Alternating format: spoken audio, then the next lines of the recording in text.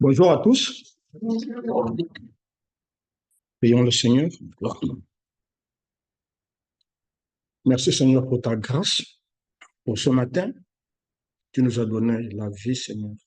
C'est cette vie qui nous anime, cette vie qui nous a conduit jusqu'ici, Seigneur. Cette vie, c'est-à-dire ton esprit, les souvenirs que tu rappelles instant après instant que nous sommes devenus tes enfants. C'est ce que nous nous sommes dit depuis notre arrivée ici par nos chants, par tout ce que nous avons fait ici, Seigneur. Et à cet instant, nous allons encore le répéter, Seigneur, par la lecture et la traduction, Seigneur, de ce que nous aurons, de ce que nous avons pu comprendre, Seigneur, de ce que, ou de ce que nous allons entrevoir dans ta parole, Seigneur. Conduis-nous par ton esprit. En toi seul, soit la gloire et l'honneur, Seigneur. Amen. Ben, je vais vous inviter à lire dans le livre de la lettre de Paul aux Romains. Et c'est le premier chapitre, donc du verset 1 au verset 17. Et puis, ce sera le dernier chapitre. C'est le chapitre 16, tous les chapitres. Donc, je scinde mon message en deux parties. Donc, je vais d'abord présenter la première partie au travers de la lecture que nous allons faire. Donc, je répète, Romains 1, verset 1 à 7. Là, c'est la traduction du Semeur. Non, pardon, c'est la traduction, lui, c'est pas parce que je l'ai appris, ce texte, quand je l'ai appris pour la première fois, j'étais encore aux études, plus c'était dans Louis II. C'est pour cela que c'est ce qui est resté dans ma mémoire, mais plus facilement, ça se trouve aussi dans la Bible du Semeur. Donc, les deux disent la même chose. Adresse et salutation, c'est ça le sujet pour cette partie. Paul, serviteur de Jésus-Christ, appelé à être apôtre, mis à part pour annoncer l'évangile de Dieu. Évangile qui avait été promis auparavant de la part de Dieu par ses prophètes dans les Saintes Écritures. Il concerne, donc cet évangile, il concerne son fils, né de la postérité de David, selon la chair, déclaré fils de Dieu avec puissance, selon l'esprit de sainteté, par sa résurrection d'entre les morts, Jésus-Christ, notre Seigneur. Par lui, nous avons reçu la grâce et l'apostolat pour amener en son nom à l'obéissance, pour amener en son nom à l'obéissance de la foi tous les païens, parmi lesquels vous êtes aussi, vous qui avez été appelés par Jésus-Christ. À tous ceux qui, à Rome, sont bien-aimés de Dieu, saints par vocation, que la grâce et la paix vous soient données de la part de Jésus, de la part de Dieu notre Père et du Seigneur Jésus-Christ. Vous remarquerez que à chaque fois, pour finir une paragraphe, Paul rappelle toujours ou bénit que la grâce, c'est comme une prière, qu'il adresse à Dieu, mais en même temps une bénédiction. Que la grâce et la paix vous soient données de la part de Dieu, notre Père, et du Seigneur Jésus-Christ. C'est ça, Paul, c'est ce qu'il est. Il parle tout en louant Dieu, tout en bénissant les élus de Dieu. 8. Je rends d'abord grâce à mon Dieu par Jésus-Christ au sujet de vous tous, de ce que votre foi est renommée ou répandue dans le monde entier. Dans le monde entier. À cette époque, le monde entier, pour eux, c'est là où allait leur vision du monde. Le monde entier. C'est différent de la vision d'aujourd'hui. Dieu que je sers à mon esprit dans l'évangile de son Fils m'est témoin que je fais sans cesse mention de vous, demandant continuellement dans mes prières d'avoir enfin, par sa volonté, le bonheur d'aller vers vous. Car je désire vous voir pour vous communiquer quelques dons spirituels, afin que vous soyez affermis. Ou plutôt, afin que nous soyons encouragés ensemble ou mutuellement au milieu de vous par la foi qui nous est commune à vous et à moi. Je ne vais pas vous laisser ignorer, frère, que j'ai souvent formé le projet d'aller vous voir afin de recueillir quelques fruits parmi vous, comme parmi les autres nations. Mais j'en ai été empêché jusqu'ici. Je me dois aux Grecs, aux barbares, aux savants, aux ignorants. Ainsi, j'ai un vif désir de vous annoncer aussi l'évangile à vous qui êtes à Rome. 16. Car je n'ai point honte de l'évangile. C'est la puissance de Dieu pour le salut de quiconque croit, du juif premièrement, puis du grec. Parce qu'en lui est révélée la justice de Dieu par la foi et pour la foi, selon qu'il est écrit, les justes vivra par la foi. Là, il termine par ce que Dieu dit à son serviteur dans l'Ancien Testament qu'il veut prier et il lui répond. Quand quelqu'un prie, il se décourage, il abandonne. Ça veut dire qu'il ne connaît pas Dieu. Parce que celui qui prie Dieu doit continuer. C'est ce que nous avons chanté même à la fin. Persévérer. Continuez, continuez. Même si vous priez avec erreur, mais parce que vous vous adressez à celui que vous connaissez, c'est le seul qui entend la prière. Continuez. Soit il corrigera votre prière, ou, mais sinon, il entend, il sait. Car je n'ai point honte de l'évangile, c'est la puissance de Dieu pour le salut de quiconque croit. C'est un des versets qui m'est resté dans la tête, un des versets dans la Bible pour laquelle, pour moi, à l'époque, c'est comme si c'était le centre, pour moi, de la Bible, le centre de la foi. Ne pas avoir honte de l'évangile, c'est la puissance de Dieu pour le salut de quiconque croit. Que si nous y croyons, ça veut dire que Dieu est juste. Si nous y croyons, ça veut dire que la parole de Dieu est droite. Et si la parole de Dieu est droite, elle est juste. Même juridiquement, elle est droite. On ne peut pas la casser. Ce n'est pas une constitution qu'on peut modifier. La parole de Dieu est juste. C'est lui qui se tient sur un rocher. Le rocher est solide. Que Dieu ne ment pas. Sa parole ne change pas. C'est là où nous nous tenons.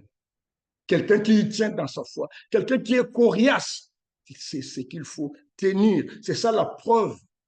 Quelqu'un qui est fluctuant dans sa foi, oui, il est chrétien, mais Dieu veut. Parce que nous en aurons besoin de des circonstances où plus rien ne tient. S'il n'y a personne qui tient debout, c'est fini. Si le bateau n'avait pas d'ancre, il y a les vagues. Le bateau va couler. Mais c'est lorsque ça ne va plus que les matelots jettent l'ancre, le bateau peut, l'embarcation balancer, mais parce que l'ancre est bien accrochée. Il suffit d'accrocher, ne fût-ce qu'un bout de l'ancre, ou même enfoncé dans les sables, le bateau ne va pas partir. Et la Bible dit que c'est, au fond, c'est Dieu qui tient le bon bout. Même dans les difficultés, vous pouvez rester seul. Vous pouvez rester seul. Là, je parle d'expérience. Là, je parle être seul dans les difficultés. Quand vous y tenez, dans votre droit, dans l'affaire que vous défendez, Dieu vous soutiendra. Là, je parle d'expérience, parce que c'est ce que j'ai vécu. Donc, j'ai grandi comme ça dans les difficultés.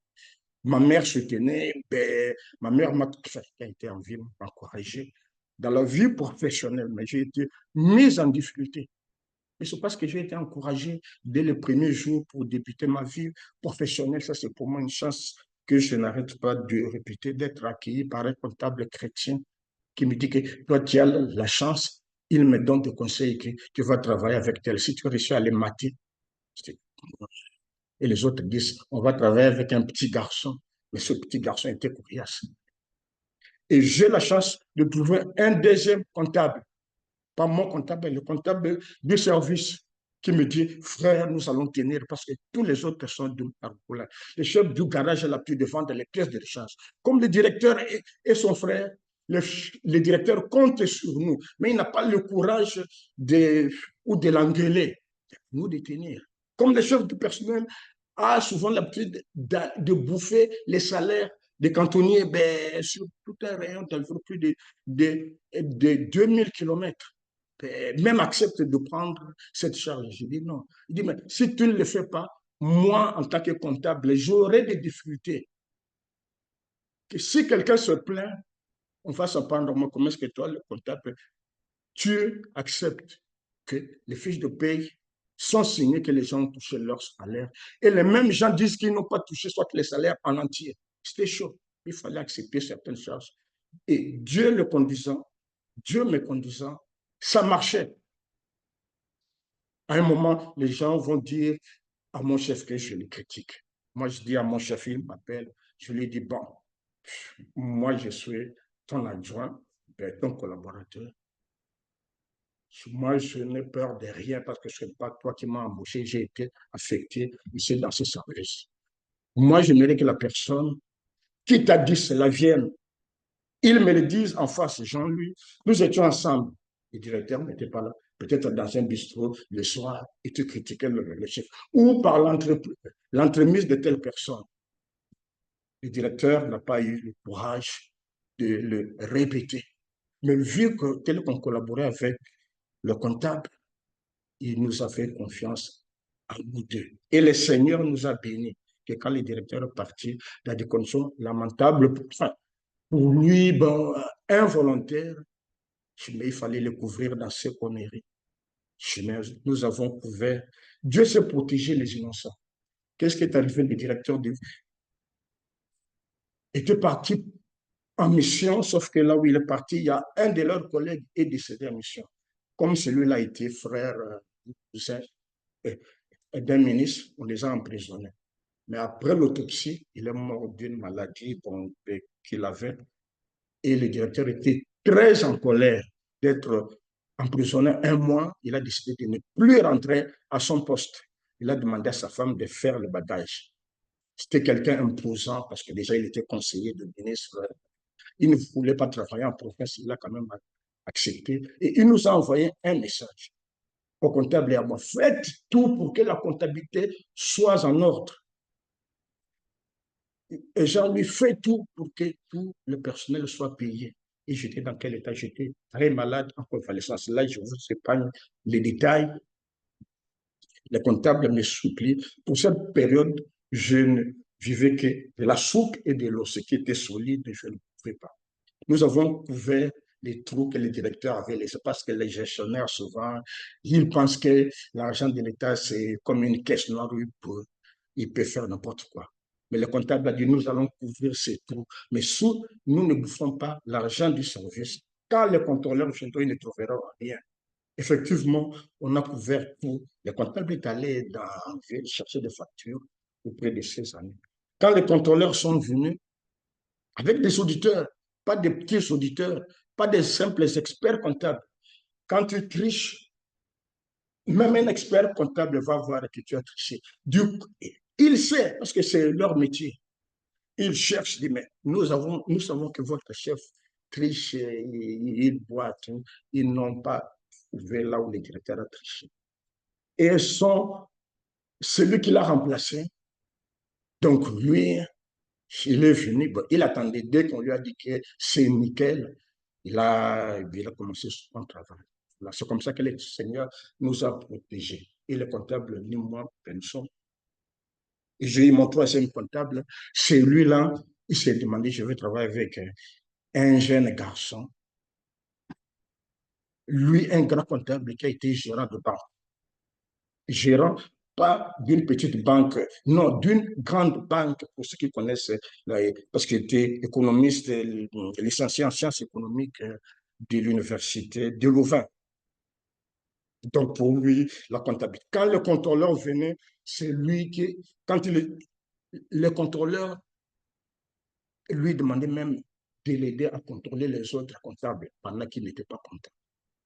Après, il dit, mais comment est-ce que toi tu travailles? Je dis, mais moi, si je suis, toi, dans mes affaires, tu vas me chercher là où tu trouveras des erreurs, mais tu ne trouveras pas là où je fais exprès intentionnellement. Parce que je ne suis pas dans cet esprit intentionnellement. C'est ce que Paul dit. Être convaincu de ce qu'on fait.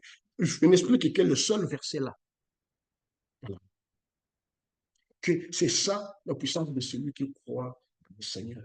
Être debout, être debout, être debout. Et quand j'étais encore mis en difficulté, les gens pensaient que j'allais entrer en prison. Il y a peut-être, je l'avais dit à Aristide, je n'ai pas été mis en prison. Mais ce sont les autres qui ont été non seulement emprisonnés, mais Dieu a montré qu'il est Dieu. Dieu a montré qu'il est Dieu. Quand j'ai mes prises de position, il arrive qu'on dise que je suis difficile, mais je ne changerai pas. Vous ne me renverserez pas. Mais si je suis en tort, mais je vais faire marche arrière que oui, je suis dans l'erreur. Et cela me donne la grâce que dans mes affaires ici, ça marche. Dans mes affaires personnelles jusqu'à aujourd'hui. Je suis quelqu'un, mais là, je ne suis pas à le dire, j'ai 4 avocats, que le fait d'avoir l'habitude de fréquenter les avocats, mais ça me donne de connaître comment ils traitent certaines affaires.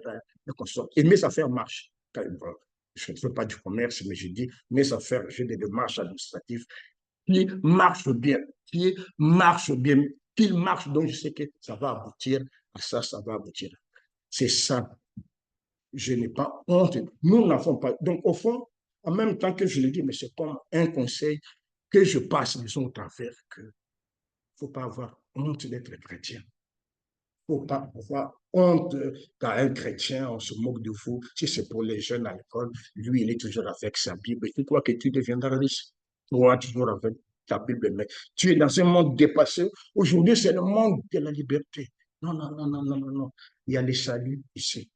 Les 4 murs ici, c'est un bâtiment construit.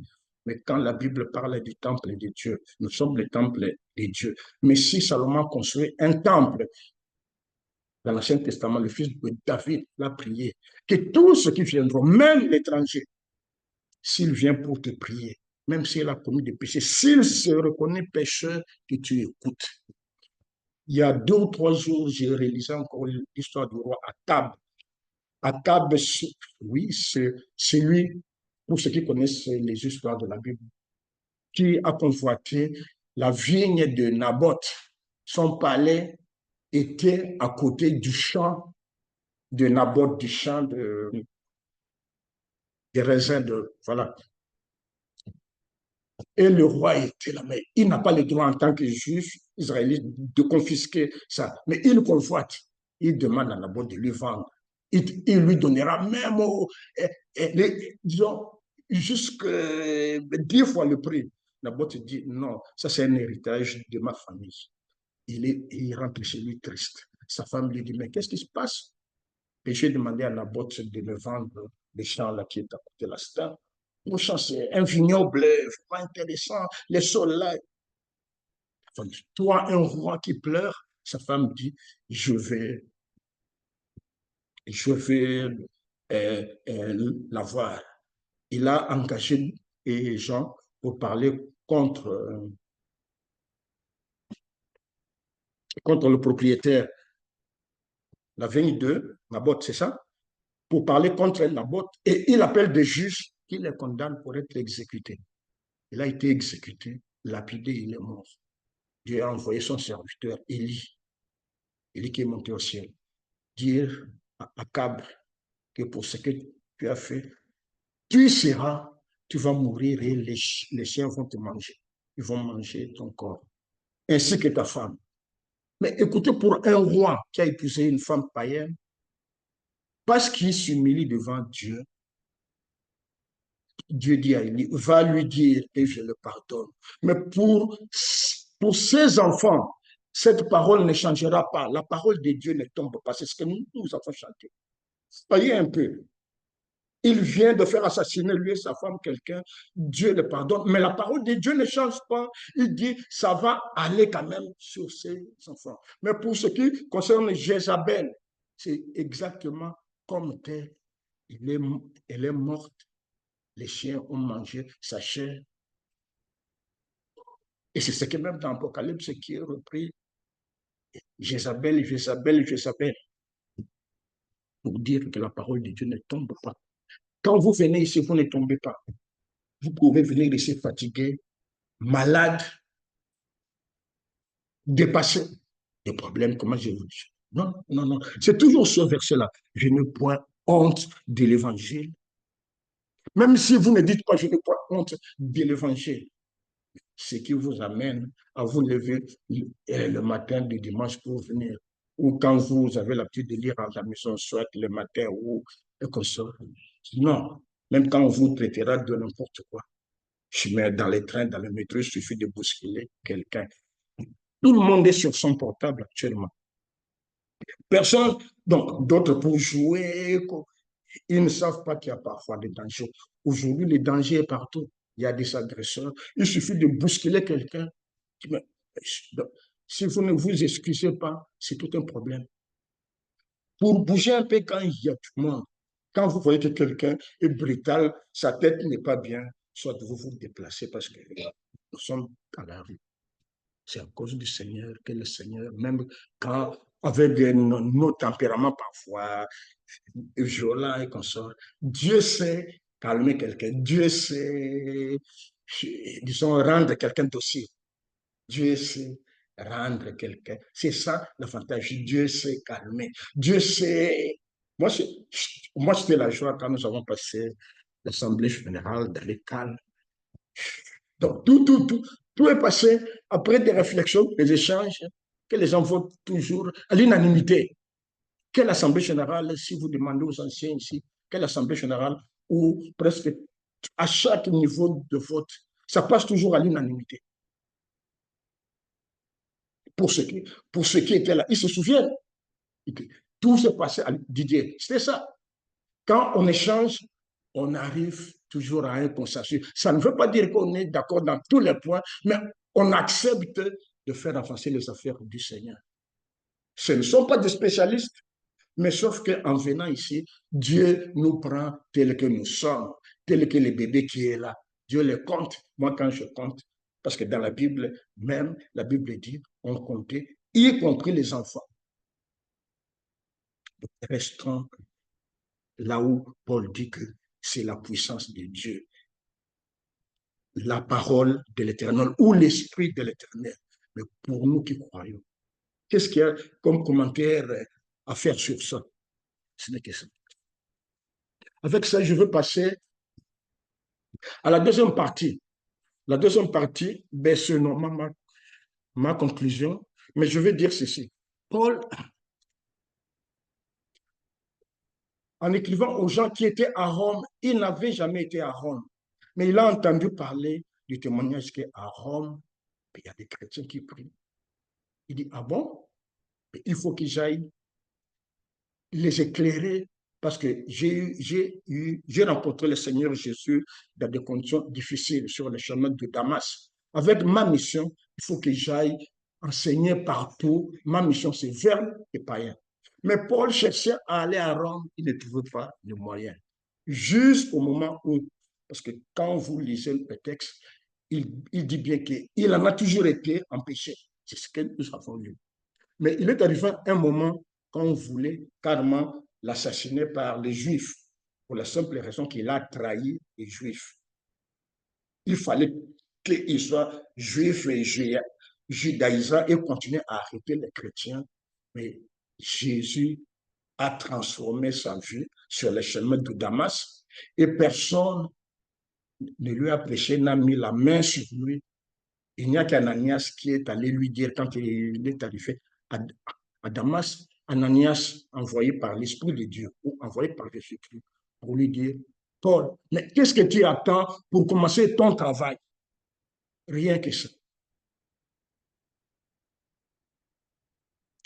Et cette rencontre, bon, pour certains détails là, que lui qui était aveugle, de ce jour-là à midi jusqu'à ce que Ananias le rencontre.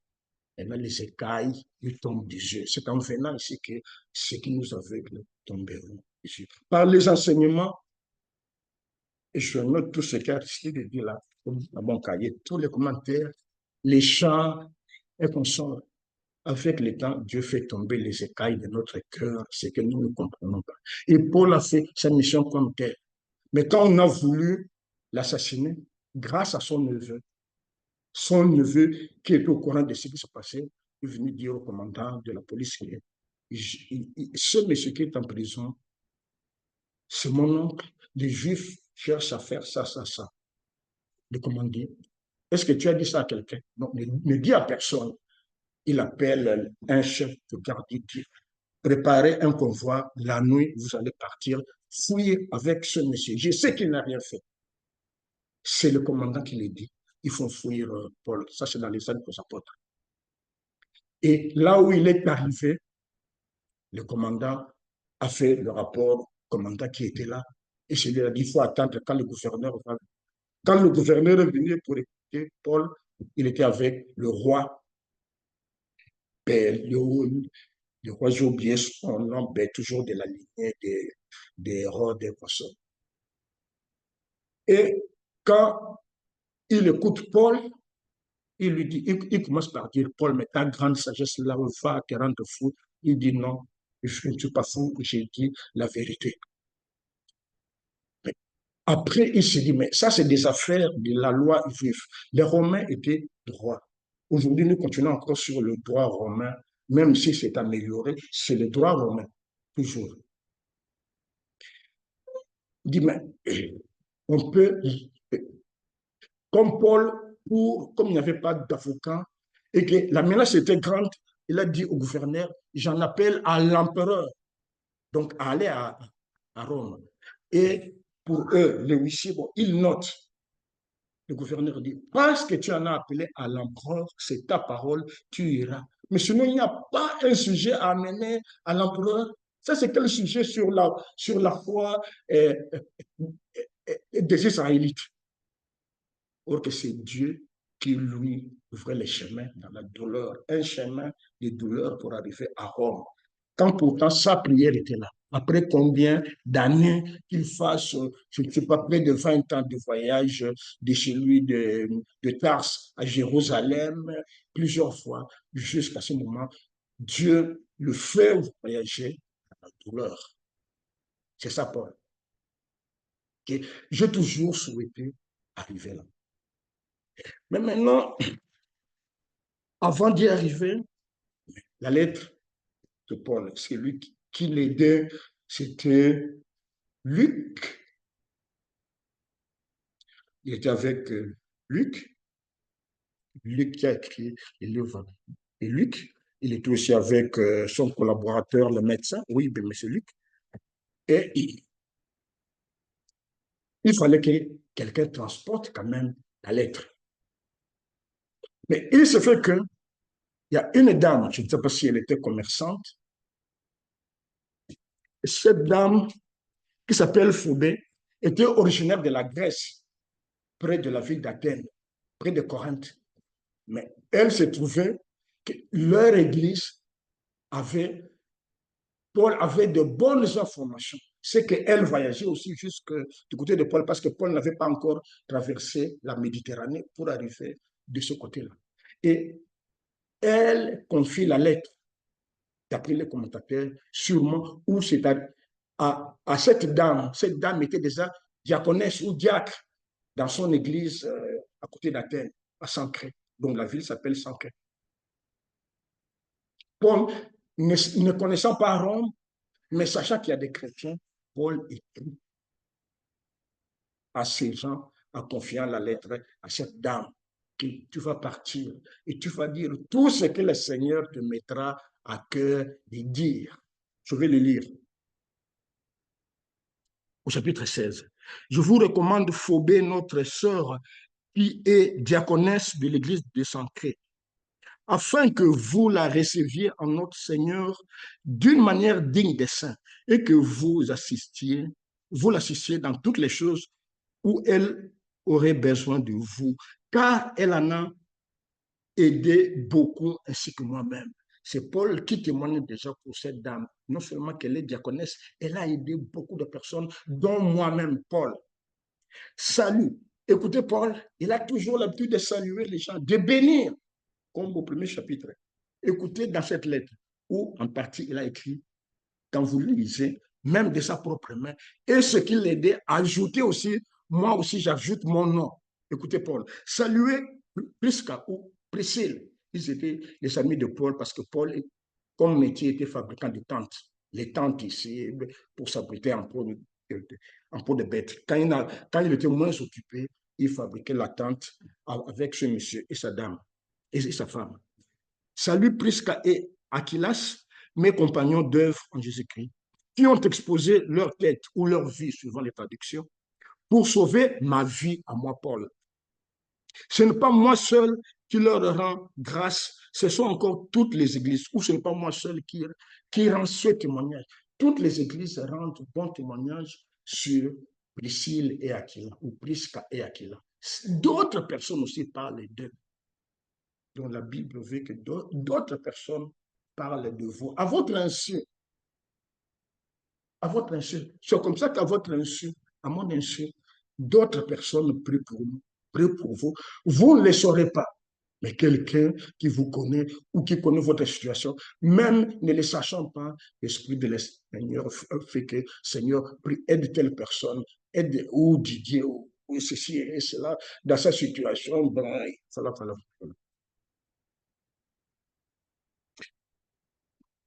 Saluez aussi l'Église qui est dans leur maison. À cette époque, la plupart des églises étaient dans la maison. Pas dans, non, là, pour les Juifs, c'était interdit. Donc, c'était dans les maisons ou dans des coins, ou, au bord de cours d'eau, quelque sorte, qui se réunissaient, souvent en cachette, parce qu'ils étaient pourchassés par les Juifs ou par les Romains. Saluer l'Église qui est dans leur maison. Saluer Epaïnette, mon bien-aimé, qui a été pour Christ les prémices de l'Asie, les premières personnes qui ont cru au Seigneur. L'Asie, pour Paul, c'était surtout du côté de la Turquie actuelle, bon, il veut dire. Et saluer Marie qui a pris beaucoup de peine pour vous. Saluez Andronicus et Junias, mes parents et mes compagnons de captivité. Il avait aussi des membres de famille qui se trouvaient à Rome. Il savait, lui qui n'a pas été là, mais il savait qu'ils étaient là.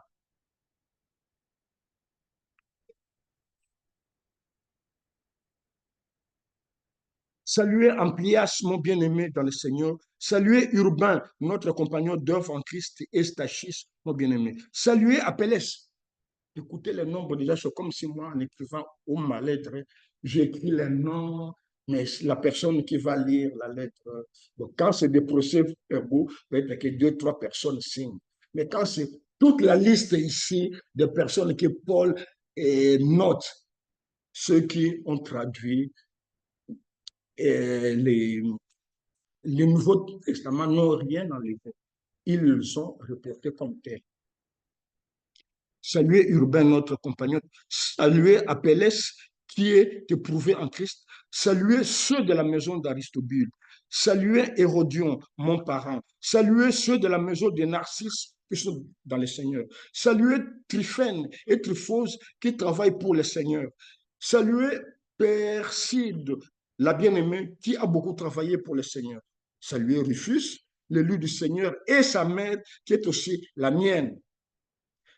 Saluez à Saint-Crite, Phlégon, Hermès, Patrobas, Hermas et les frères qui sont avec eux. Saluez Philologue et Julie, Néré et sa sœur, et Olympe et tous les saints qui sont avec eux. Quelle mémoire Paul avait pour savoir que toutes ces personnes vivaient à Rome. Saluez-vous les uns les autres par un saint baiser. Toutes les églises de Christ vous saluent. Je vous exhorte à prendre garde à ce qui cause. Voilà ici. Je vous exhorte à faire attention à ce qui cause des divisions et des scandales au préjudice de l'enseignement que vous avez reçu. Ceux qui viennent pour chercher à déformer à contrecarrer, disons, le travail du Seigneur en vous. Éloignez-vous d'eux. C'est la parole de Paul. C'est ça ce que c'est comme des gangrènes. Quand une gangrène arrive, ben, on a toujours dit que c'est le fruit qui est pourri, qui abîme les autres. Jamais un bon fruit ne rend les autres bons. Non, non, c'est ce que nous avons toujours rappelé. Alors il dit, éloignez-vous d'eux, car de tels hommes ne servent point Christ notre Seigneur, ils servent leur propre ventre, leurs propres ambitions, leur propre réputation. Et par des paroles douces et flatteuses, ils séduisent les cœurs simples. C'est pour cela que je trouve il faut être compliqué. Il ne faut pas toujours dire oui, non. Quand vous n'acceptez pas quelque chose, il ne faut pas dire Amen. Même quand quelqu'un prêche, il faut bien réfléchir, ne pas dire. Si vous avez dit Amen, mais après, il ne faut pas tout accepter. Parfois, nous ne connaissons pas l'intention de la personne qui est en train. C'est pour avoir un temps que lui, il prêche bien. Mais après, quand il va faire un groupe, c'est pour tuer tous les alliés de Dieu. Ce sont les écrits, c'est ma lecture. Dans les commentaires, c'est ce que je compris moi. Pour vous, votre obéissance est connue de tous. Dieu connaît l'obéissance de chacun. Paul dit, c'est connu de tout le monde. Chacun connaît, c'est comme un témoignage, c'est connu de tous. Je me réjouis donc à votre sujet et je désire que vous soyez sages en ce qui concerne le bien et pire en ce qui concerne le mal. Écoute la promesse de Paul à ces gens. Parole du Seigneur, il dit, le Dieu de paix écrasera bientôt Satan sous vos pieds. C'est toute la première partie de tout ce qu'Aristide faisait comme commentaire ou dans les chants qu'il alignait. Et tout cela. Et la grâce, toujours, il finit par cela, depuis le début, le chapitre 1, que la grâce de notre Seigneur Jésus-Christ soit avec vous. Timothée, le même, que nous trouvons après dans 1 et 2 Timothée. Mon compagnon d'œuvre vous salue, ainsi que Lucius, Jason et Sosipater, mes parents. Je vous salue dans le Seigneur. Il répète encore, lui ne se fatigue pas de saluer. Il ne se fatigue pas. Je vous salue dans le Seigneur, moi. Là, c'est quelqu'un d'autre. Je vous salue dans le Seigneur, moi, Tertius, qui a écrit cette lettre. Il a aidé Paul. Lui aussi, il ajoute pour lui, moi aussi, je vous salue. Gaius, mon hôte, donc c'est lui qui a accueilli Paul chez lui, et celui de toute l'Église vous salue. Eraste, les trésoriers de la ville, vous salue, ainsi que les frères Tartus. Que la grâce de notre Seigneur Jésus soit avec vous tous. Amen. Toujours une parole de bénédiction. À celui, écoutez, le verset 25, pour aller vers la fin, à celui qui peut vous affermir selon mon évangile. Chacun de nous a son évangile. Comment le dire? Ça, c'est l'évangile selon Paul. Quand Aristide dit, c'est sa lecture, c'est l'évangile. Chacun de nous a sa lecture qu'il traduit, on va dire. Nous sommes comme, je ne sais pas si c'est Aristide, quelqu'un l'a dit, comme après les évangélistes, nous sommes les 6e évangélistes. Oui, il y a eu les 4 évangiles, il y a eu Paul. C'est comme si nous, chacun de nous est aussi évangéliste.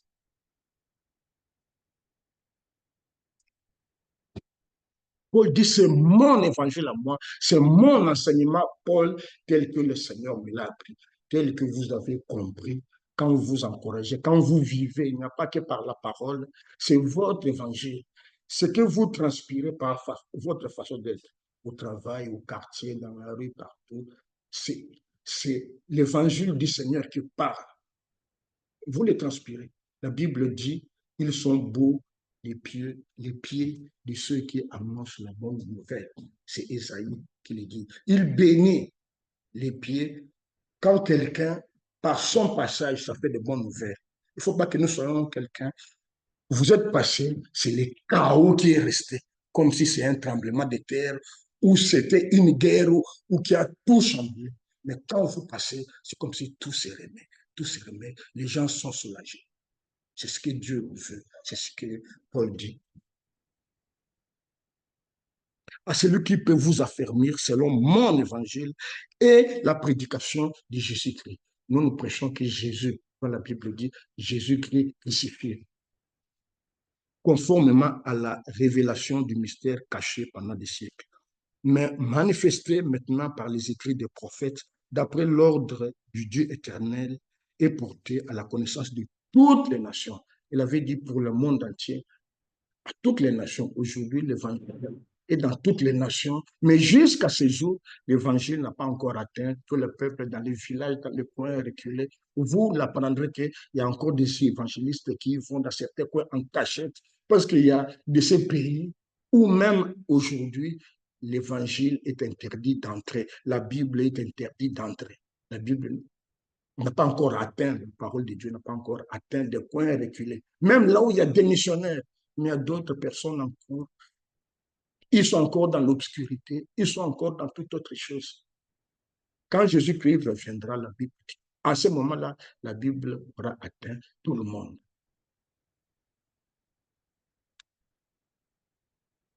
À Dieu seul, sage, soit la gloire au siècle des siècles par Jésus-Christ. Amen. C'est ça la conclusion de Paul. Chacun peut tirer sa conclusion. Pas nécessairement. Enfin, si moi je ne fais qu'aiguiller, c'est comme les trains. Il y a quand c'est l'aiguillage où on aiguille pour que le train passe par là ou de l'autre côté. S'il y a vraiment une difficulté sur une voie, on arrête tous les trains pour passer d'un seul côté. On fait passer un train d'un côté ou de l'autre quand il y a des travaux et qu'on sort. Chacun de nous ne fait qu'aiguiller, mais le Seigneur, lui, sait aiguiller ce que vous avez pu entendre ou comprendre, ou les climats que vous, si ça vous est passé, peut-être fatigué, le bébé là n'a rien entendu, mais le Seigneur, lui, par le climat d'ici, l'a aiguillé à quelque chose. Et quand vous avez même des enfants, quand c'est possible, vous les amenez, Dieu les bénira toujours. Amen. Amen. Prions le Seigneur. Oui, Seigneur, je dis merci, Seigneur, pour ta parole. Si ta parole, Seigneur, m'a touché, c'est la même prière pour mes bien-aimés que tu travailles tous les jours, jour après jour, matin après matin. Que tu bénisses, Seigneur, ce que nous avons fait et l'avenir immédiat. Quand nous allons partir d'ici, Seigneur, garde-nous, Seigneur, le cœur en paix. Même si on était venu ici malade, même si on était plein de tracasseries dans le corps, mais en sortant d'ici, que Satan ne vole pas. Même si les gens vont oublier de quel verset a été parlé, mais que ton esprit reste dans tes enfants. Toi seul, tu sais le travail que tu fais dans chacun d'entre nous. À toi seul soit la gloire, Seigneur Jésus. Amen.